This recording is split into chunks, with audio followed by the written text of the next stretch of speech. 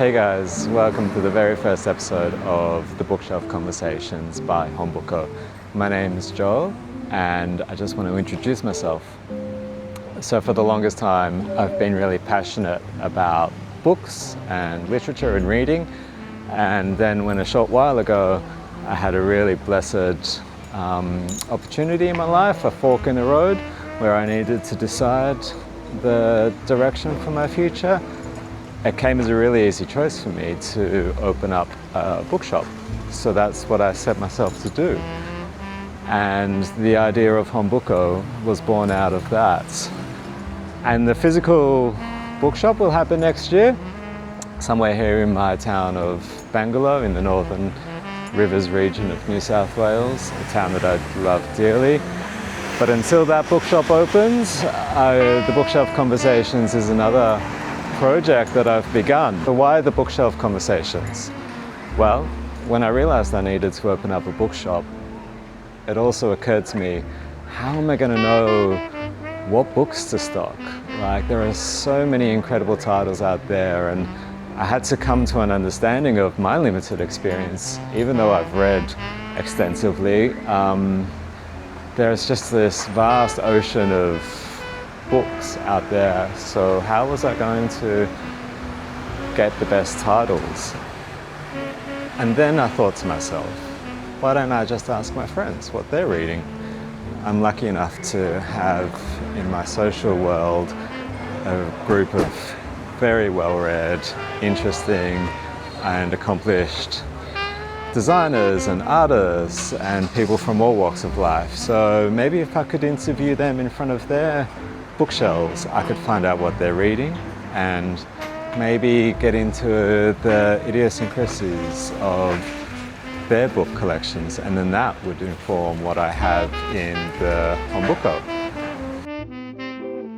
I am so happy to be starting this series with Nina Karnikowski. She's a great friend of mine and she's an incredible travel writer and mentor and Buddhist, and what follows is not only a fantastic conversation with so many book recommendations. Your to-be-read list is going to go off the charts, as mine has. But it's also a great conversation around not only what to read, but how to read and how a well-read life can inform a balanced and fulfilling spiritual life. So I really enjoyed this conversation, and I really hope that you do too. Hi Nina, thank you for joining us today. Thanks so much. And showing us your beautiful bookshelf. Can't wait to explore. I suppose I could ask you to start by introducing yourself and a little bit of your career and creative practice. Absolutely. My name is Nina Karnikowski and I am a travel writer and an author and a creative mentor. And I write at the intersection of culture, ecology and spirituality. My creative practice is quite outside of my professional practice. I have been writing professionally for almost 20 years, but for longer than that, I have been a journaler. And so every morning, without fail, of my adult life, I have journaled. I journal for about 20 minutes every day, a la Julia Cameron and The Artist's Way, doing those morning pages. But I have adapted my own practice out of that, and I am incredibly passionate about teaching people how to do this now. One of my last creations was a set of writing prompt cards for that very reason, because sometimes it can be hard to figure out what to write about. But as Joan Didion famously says, I don't know what I think until I write about it. And I very much find that it is a way of meeting yourself, of dropping an anchor down into the choppy waters of life and really just anchoring yourself, very much like an active meditation at the start of every day, clearing the way of all of those messy, unwanted thoughts, and then you can really begin the true work after that. Beautiful. I love that. Do you have The Artist's Way? I have The Vein of Gold, which is the one that came afterwards. Right. I have a very sort of, haggard, shall we say, copy of that now. Loved. But yeah, it's quite similar to The Artist's Way, and it again it talks about the artist's date and the morning pages in here. Yeah. Beautiful. Dusty old tome. That one.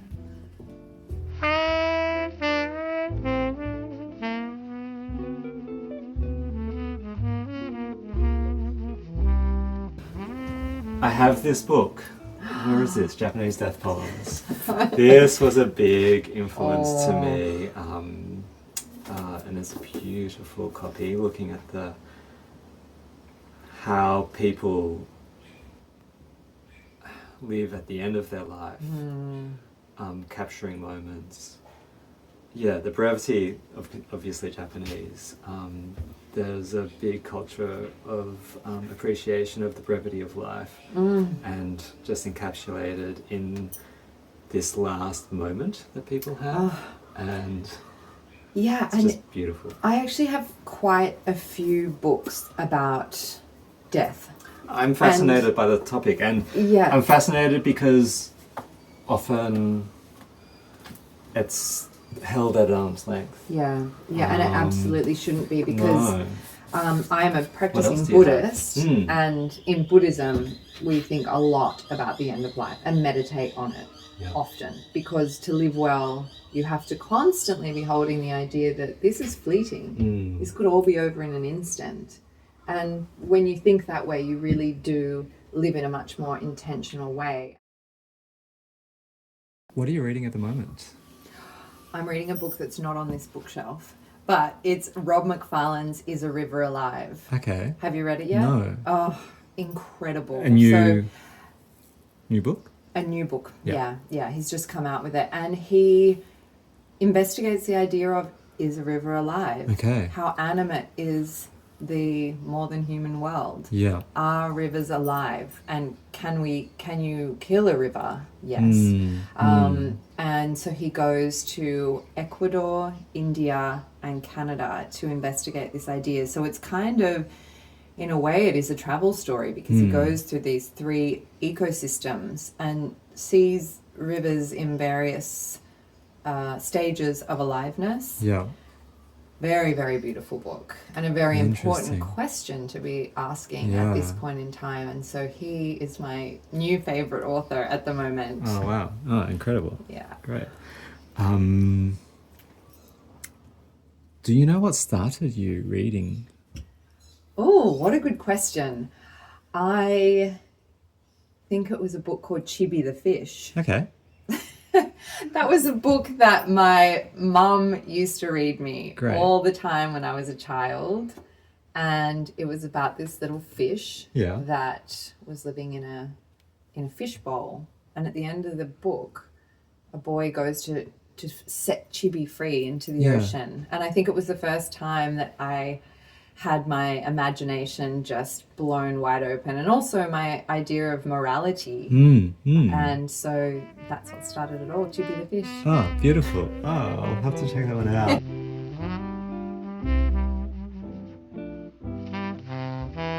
Do you keep it alphabetical? No, I don't, but I keep it in these sections. Yeah. I'm now thinking that I should do it in a timeline. Oh, you know? Yeah. Yeah, and then you could really see how you progressed in your life. And you have National Geographic. Yes. I've been a subscriber. This is the best gift my mum gets me every year. Okay. National Geographic. Love that. Subscription, yeah. Beautiful. And a lot have had to be passed on because you would end up with a whole bookshelf just filled with them. But I love that magazine. I love the mix of, there's archaeology, there's human impact on the environment, there's travel, there's obviously the living world. Yes. And it's just so beautifully done, even since Disney took over. I was going to say, so do you feel like this is, because Because how long has the National Geographic been going? Oh God, I don't know, 100 years, something like that. And does it has it evolved with the times? I think it has. I'm actually in the process of applying for a National Geographic Explorer grant at the moment, great. and the rigor with which they give their grants, Yeah. I've actually been very impressed. You have to write a lot about ethics and how you're going to employ local people through your storytelling, how you're going to make sure that you're not impacting the community that you're in a negative way. It's very rigorous, so I have a lot of respect for them.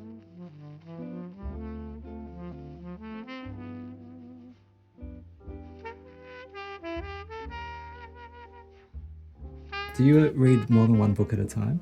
Yes, kind of constantly. I have beside my bed usually about 4 books because I do tend to read a lot of non-fiction. Yep. Even though I try to move into fiction, I think you'll see there's very little fiction on here. Great. But because of that, it can sometimes be a little bit dense. Or I read a lot of poetry as well. And so I'll want to dip in and out of those. I'll be reading a bit of, Is a River Alive? Yep. And then I think I'm also reading at the moment, a Thich Nhat Hanh book to do with meditation, and then it will be one about Shinto in Japan, and you kind of need to dip in and out of those topics because otherwise it can be a little too much. Yeah, fantastic. Do you abandon books if they're not feeding you? I don't, Joel, and I probably should because I'm a victim. I know that life is too short for bad books and all that, but I'm also very type A, and I feel like every job needs to be done to completion. So even if I'm not enjoying it, I always think you never know, they might redeem themselves, and I also want to respect the author and the fact that they created it. So I will go there. Yeah. Even if it's painful. That's me. Yeah. To a T. What do you use for bookmarks? Oh, wow. You know what? I used to kind of collect strange bookmarks, like this one from Borneo. Wow. It's actually, I guess, carved out of wood. It's an orangutan, obviously, being Borneo. Yeah. So I used to do that, and I kind of have stopped doing that. So you know what? I'm going to start again. Because it's so, like, what is this one? I don't know what that, maybe that's not an interesting one. There's even this morning I was looking at this Mary Oliver book. Oh yeah, here we go. So a friend of mine is a herbalist, and she created these herbal wisdom cards, and so that has become a bookmark. Could you hold that a little bit closer? Yeah. Sure. What is the herbal wisdom? The herbal wisdom on this one is, when you are ready to welcome them in, the plants can usher in profound change. You have been called to the plant path. Erin, Lovell, Verinder, thank you. I love the secret stories hidden within the stories of our bookshelves. Beautiful. Exactly. Do you underline or dog ear? I do both. I'm a big underliner, not even... All types of books? Yeah. Great. I try not to, but then, and I try to do it in pencil, but if there's no pencil at hand, I will do it in pen. Why pencil? Because it's a good question. I feel as though I don't want to graffiti the book. And so I do it so that I think, I could rub it out later, but I never ever do. And it's my book. So I should look at the underline. You know what else I do, which is really kind of type A, is that I write the date of first reading in the front, and then I do the underline, and then if I reread it, I'll write the date of the reread, and then I'll do new underlines. Because do you notice that when you underline and reread, you're like, why did I underline that? That means nothing to me now. Yes. Why did I not underline that bit that's profound? I love that strategy. I'm going to use that. Yeah. From now on. So you can compare. That's so fascinating. Yeah. Follow-up question. You're a published author. Would you want people to be underlining in your book? Absolutely. And I'd want them to be writing their thoughts in it. Right. Do you write in the margins? Sometimes. But what I love is to borrow a book from somebody and see little comments that they've made. Yeah. And You do. then you're having a conversation with this person. Maybe it's a friend of yours, maybe it's someone you've never met, but you see their thoughts and comments along the way. I find that very challenging.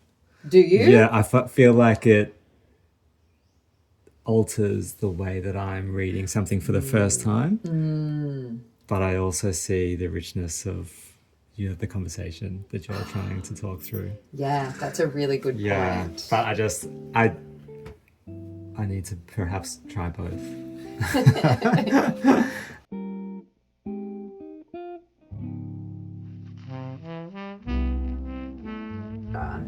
And actually, look, here's a lot of underlining. I'm a big fan of a double tick.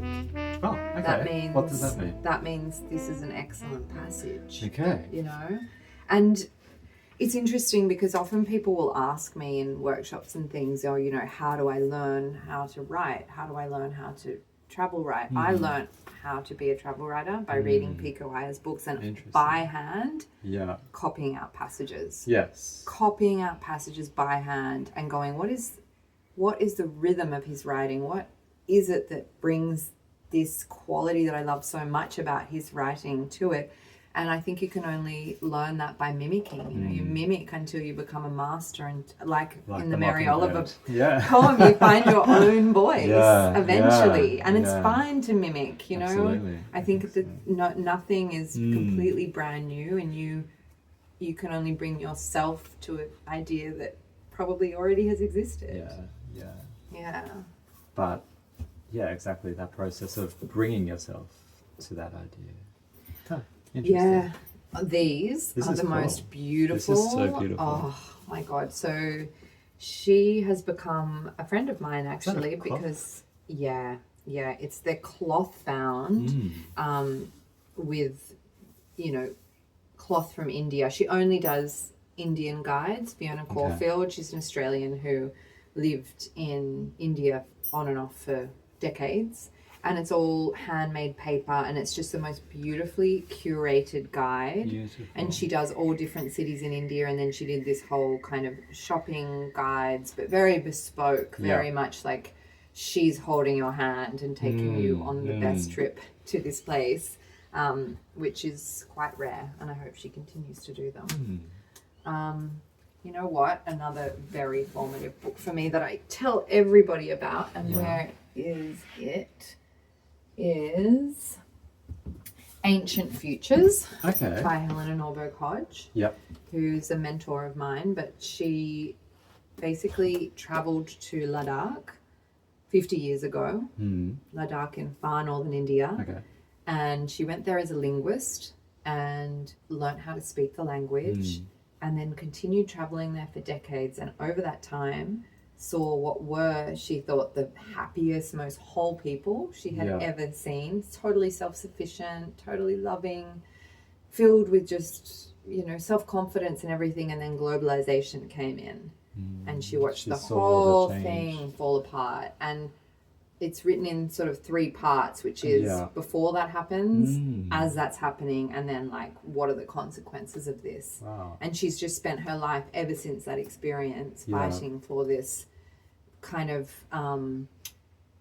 I guess, not a return to this way because we can't step back into the past, but really fighting against the seemingly unalterable force of globalization.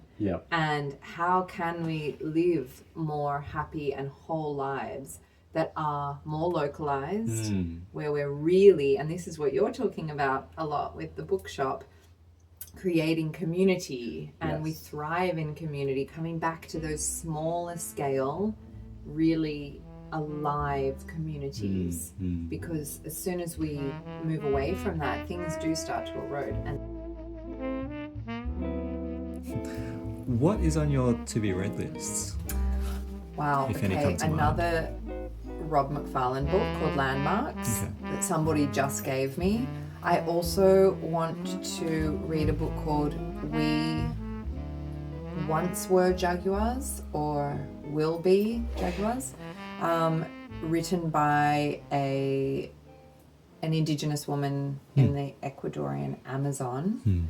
And apparently it's a really incredible memoir and call to arms in terms of protecting our forests and imbued with a lot of Indigenous wisdom. So I really want to read that. That sounds incredible. Yeah.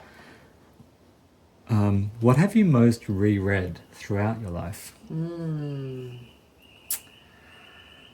Well, obviously poetry. I read a lot of Mary Oliver's poetry Okay. over and over again. Can you recommend an entry to Mary Oliver? I've heard the name so often and I've not read. Yeah. I would say, 1,000 Mornings. Yeah. So beautiful. And because I just pulled this bookmark out before, it's on my favorite poem, which, look, is underlined. Perfect. But it's The Mockingbird, and that is one of the most beautiful poems because it's all about finding your own voice and how we have to mimic other people's voices like a mockingbird until one day we finally find our own. You know, she says at the end of the poem, talking about the mockingbird's true self, which of course was as dark and secret as anyone else's, and it was too hard, perhaps you understand, to speak or to sing it to anything or anyone but the sky. Oh, so beautiful. You know a good poem when, like, you get shivers. Yes, Isn't exactly. that beautiful? But aside from that, I have reread quite a lot of times this book, Braiding It Sweet looks Grass. well reread. Yeah. Okay. And Left Out in the Rain and all sorts of things. Perfect. Braiding Sweet Grass, which is just every human on earth needs to read this. It's like a Bible. Indigenous wisdom, scientific knowledge, and the teachings of plants, which when I first picked it up, I thought, okay, this is going to be quite dry. It is so beautiful. And she is a botanist and an Indigenous woman from Canada. And she just talks about the animacy of the world and about her life through plants and growing, and it's just so stunning. This changed my life, this book. Right. It changed the way I see the world. It's interesting that is one of the books that you've most reread. And then what you're reading at the moment is talking about, is the river alive? And it's the same kind of, as I say, animacy of what could be perceived as not. Yeah. Exactly. And when I say this changed my life, like, it really changed what I was interested in. And so how old were you when you first read this, perhaps? I'm going to say it was about 7 years ago or something. It was actually So relatively recent. And until then, I was really up here on the bookshelf, which is the typical travel writing, right? Which is all the Paul Theroux's, many of which I haven't read. I think I bought them when I first became a travel writer, and I was like, okay, I need to buy his whole collection, and then realized I didn't actually love them that much. But Pico Iyer, who I adore, Graham Greene, William Dalrymple, and then some of the amazing female travel writers over here, Erica Fatland, this incredible book about the Himalayas, which that's my second home, is in the Himalayas, and in Nepal. I spent 8 months there last year, and so there's a few really beautiful books about that part of the world there. And, you know, this book for a long time was my North Star, Phenomenal, by a journalist named Leigh Henion. And it was all about, she became a mother and lost her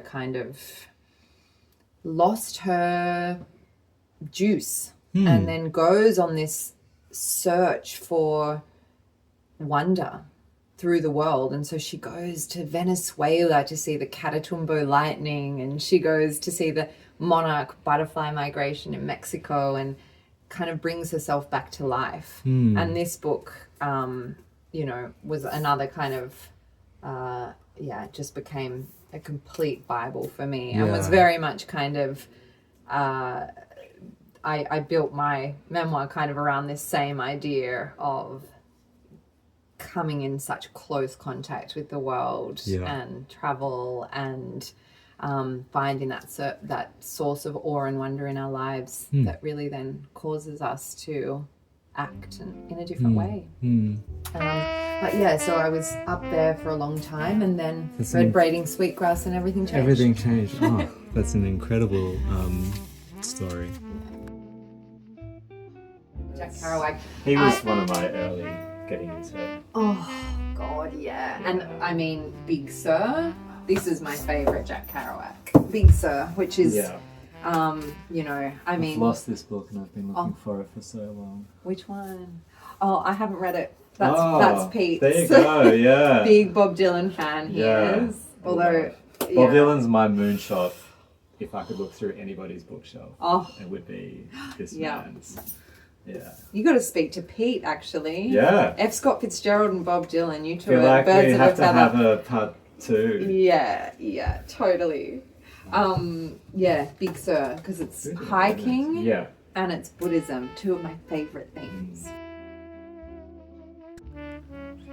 It's interesting that you point out Pico Iyer as well. He's just written a new book, I believe. Yeah, which I haven't read, but he was very formative for me as well, because when I discovered him, he was talking all about transforming yourself through travel in both outer worlds and inner worlds.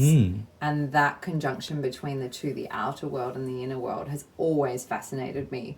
And I guess that's why I kind of quite early on moved away from travel writers who were not at that intersection, because the most fascinating travel writing to me always has a bit of that outer and inner world mix. And I love the way that Pico does that, you know, through all of his investigations, not tied to any particular religion, about silence and stillness, and how we can only really make sense of exploring the outer world if we come to that place of silence and stillness to metabolize all of it. It's an interesting dichotomy between that traditional notion of outward exploring and that inward being. Very super interesting. Yeah, you can't actually separate the two, and anybody who tries to, I don't think, is showing the full gamut of the experience. For me, with my work, I mean, I can only ever understand a journey. I mean, I've traveled everywhere from, you know, the Arctic to Namibia to Mongolia to Papua New Guinea on assignments, and they're places that you can't easily understand. And then it won't be until a couple of months later, when I've started to write about it and to live it again through words and through a lot of telling people about it and sitting in stillness, that I can really understand what the place meant and the story that I'm meant to be telling. If there was a book that had your dream how to ... what would that title be? That I would write, or that exists? That could exist in the universe. Oh. I mean, how to be a good steward would be a great one. Perfect. I think it exists in many different forms. Yeah. I'll tell you what, though, talking about that, I have to talk about this book, because it is a bit of a how-to. That I'd never seen anything that existed quite like this. This is like how to be a poet in the most beautiful way. Jacqueline Suskin, she is a American poet who's in her probably early 40s. She's a very kind of modern poet, but this book, Every Day is a Poem, is about how to live a more creative, poetic life. It's not like there's a Mary Oliver book about poetry that's very much like, this is exactly how you write a poem. This is like how to live as a poet. How to find your symbology, how to shape your days as a poet, how to kind of find the beauty and the wonder in life. It's excellent. Oh, that looks incredible. My to be read list is just going to go off the charts. Yeah. This is a book that I give to so many people. When Things Fall Apart, Pema Chödrön. Yeah. Oh my God. So she's a Buddhist teacher, very beautiful Buddhist teacher. It is so incredibly profound, this book.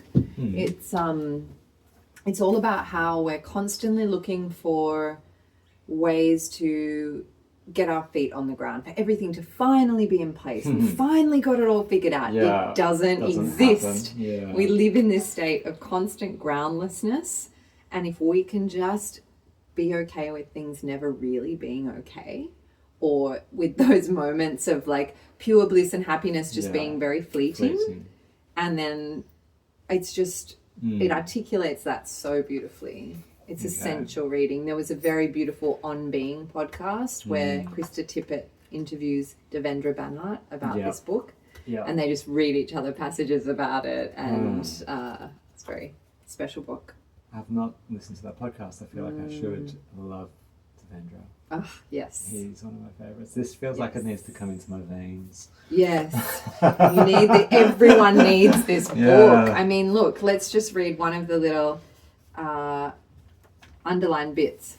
We want to know our pain so we can stop endlessly running. We want to know our pleasure so we can stop endlessly grasping. Then somehow our questions get bigger and our inquisitiveness more vast. We want to know about loss so we might understand other people when their lives are falling apart. We want to know about gain so we might understand other people when they are delighted or when they are arrogant and puffed up and carried away. Everything that you need to know is in this book, I tell you that. Interesting. Yeah. I spent a month in a Buddhist monastery towards the end of last year in Nepal, and every what book single... did you take?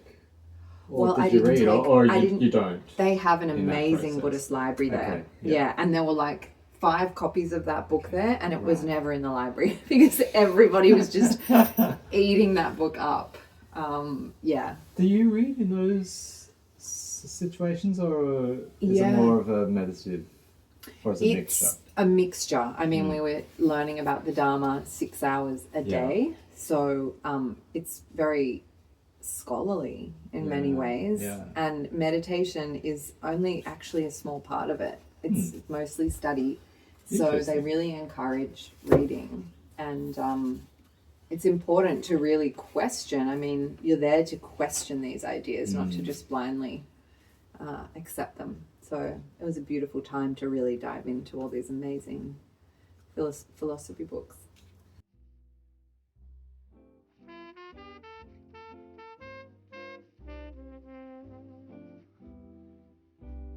Most recommend to people?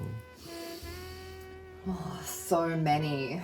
And I was saying to you before that many of them are not here because I have given them to the people that I've recommended them to, such as Peter Matheson's The Snow Leopard. Named and shamed. Which is not here, but has that mix of he, went hiking in the Himalayas in the 70s, and it's all like Zen Buddhism and hiking and, looking at all the creatures up there. It's just so wonderful, that book. Also this one that I've just seen, which is fiction, the first fiction book I think I've talked about. Andrew Sean Greer's Less, which won the Pulitzer probably 5 years ago or so. It's just such a rollicking read, and he travels all around the world, and it's just such a great little adventure of a book, and beautiful writing without being laboured. Okay. Perfect mix. Incredible. Do you have a favourite bookshop in the world?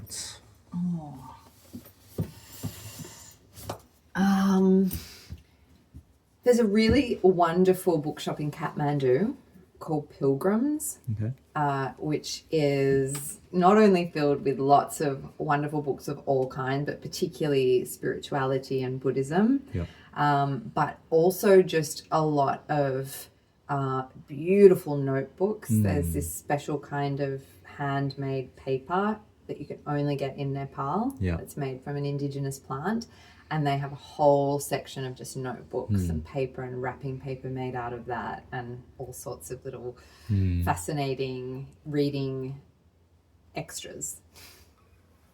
Cool. If this has an answer, what do you think your bookshelf says about you?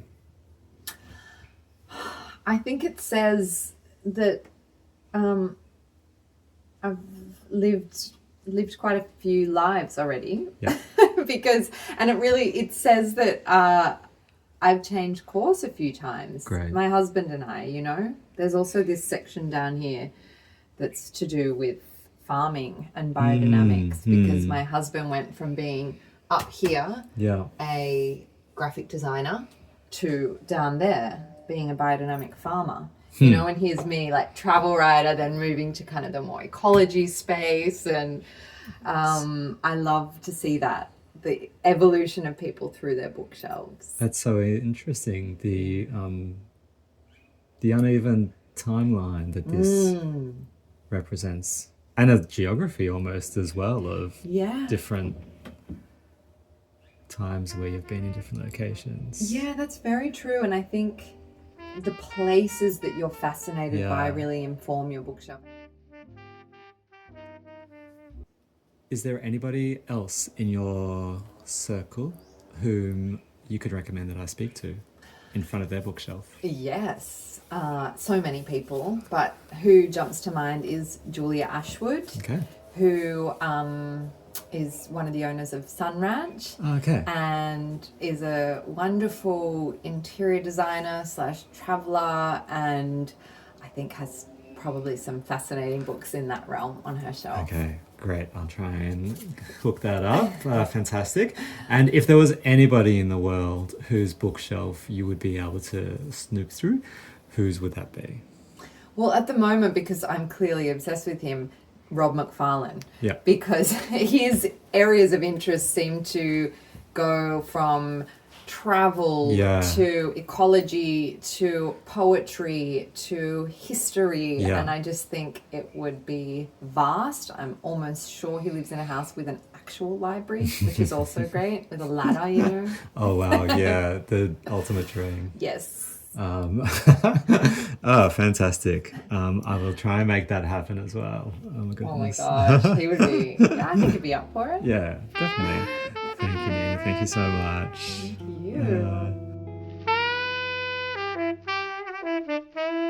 you.